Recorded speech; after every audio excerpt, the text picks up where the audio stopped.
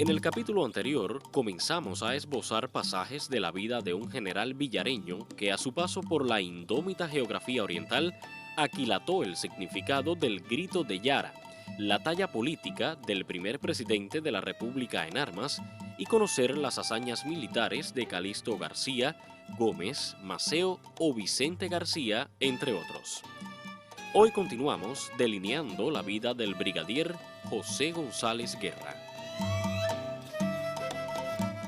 Un parque y monumento al brigadier José González Guerra.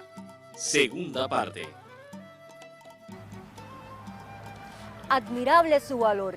En uno y otros documentos se encuentran noticias dispersas que solo un historiador de la talla de Orlando García pudo hilvanar. Cuando él se incorpora, es un hombre que se dedicaba a las labores agrícolas, era un obrero, un trabajador de campo, y a partir de ahí empieza a ocupar responsabilidades, primero bajo el mando de Marcelino Hurtado, figura de la cual no se habla. Marcelino Hurtado es uno de los jefes más importantes, pero sin embargo muere en combate y asiste en ese combate donde muere Marcelino Hurtado, su primer jefe, José González Guerra. Bajo la égida de este patriota es que González Guerra entonces entiende cómo debe ser la lucha contra el colonialismo español. Es uno de los artífices de la lucha guerrillera que tiene en los hermanos Cavada y sobre todo en Adolfo y Federico, porque también está Emilio que está afuera, a la gente que realmente establece cómo enfrentarse a las columnas españolas, cómo estar hostigando constantemente. Y esa experiencia la adquiere también del fracaso. Él está en el grupo de cienfuegueros que asisten a la zona de Trinidad bajo la convocatoria de Federico Fernández Cavada para tratar de tomar Trinidad. Intento que, como sabemos, fracasa, pero que deja la lección de que tomar una población de la importancia de Trinidad no es tarea fácil. Y por eso que ellos derivan entonces en un sistema de guerra que prioriza las pequeñas partidas, los ataques sorpresivos, las acciones de lo que sería la guerra de guerrilla. Y es en ese sentido donde también González Guerra va a demostrar su capacidad para dirigir grupos de insurgentes.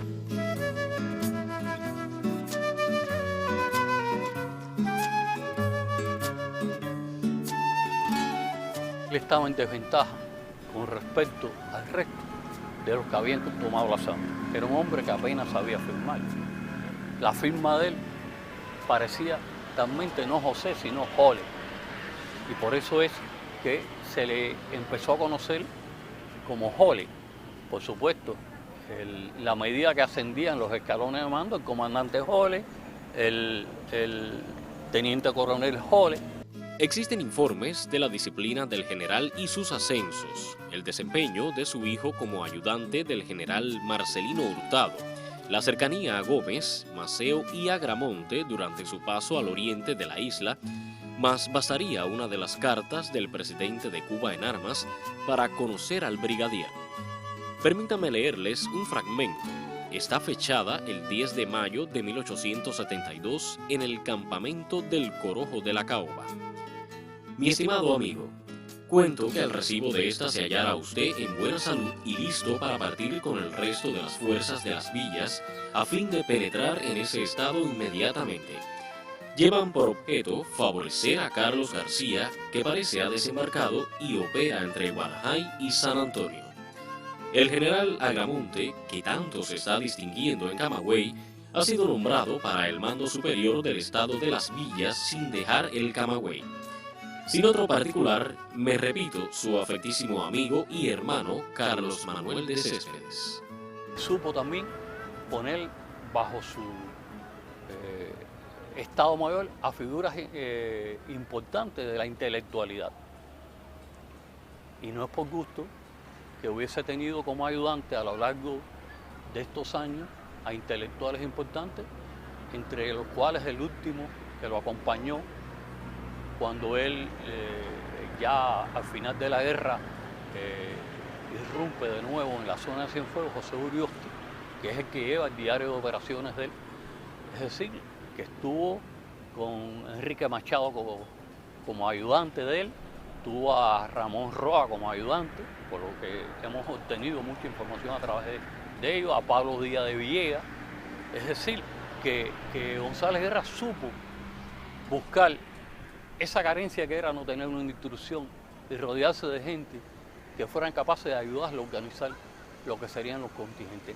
Él empieza con una partida, un grupo pequeño, y después termina siendo el jefe de la columna, dentro de la columna invasora de la extrema vanguardia. Cuando en 1875 se decide por Gómez invadir de nuevo las villas y cruzar la trocha, la tarea más difícil, que es pasar de primero esa trocha fortificada, se le da a José González Guerra, un veterano de batallas importantes, de Palo Seco, La Sacra, de la toma de Nuevita, de la toma de Santa Cruz del Sur, de la batalla de las Guásimas. Fue testigo, dirigiendo la infantería villareña, de la muerte en combate de Ignacio Gramonte, su jefe, admirado. La noticia del cruce de la trocha Júcaro a Morón el 6 de enero de 1875 fueron ciertas. El contingente invasor pronto comenzó a dar batallas, anunciando su cercanía a la llanura Cienfuegos Trinidad. Un mes después, traspasan los límites del partido rural San Felipe de Cumanayagua, dando candela a las haciendas del triángulo formado por los poblados de Arimao, Gavilán y La Sierra. Alrededor de González Guerra se tejieron muchas leyendas. La primera leyenda tiene que ver con su instrucción, ¿no? El general Jole. Simple y llanamente porque no tenía instrucción, no había cursado la primaria, el primer grado de la enseñanza, por tanto prácticamente no sabía firmar. Asociado a esa leyenda está también lo referente a el ataque al ingenio de Santa Teresa, muy cercano al poblado fortificado de Arimao, y donde irrumpe, como era característico en él, irrumpe en el lugar y sorprende a los españoles, al extremo que estaban preparando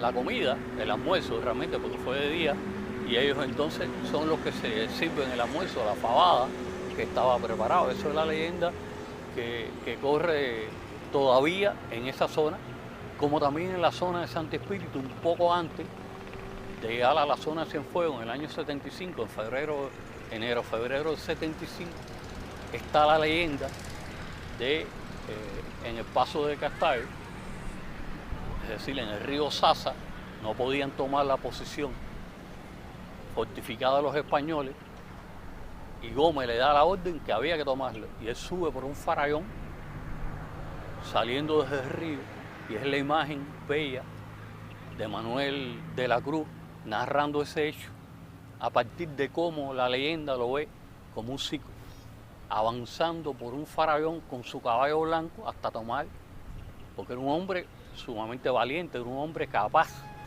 de exponer su vida. El primer día de febrero de 1875, la tropa de González Guerra acampaba en los potreros de Manaquita. Algunos insurrectos bañaban a sus caballos en el río cercano.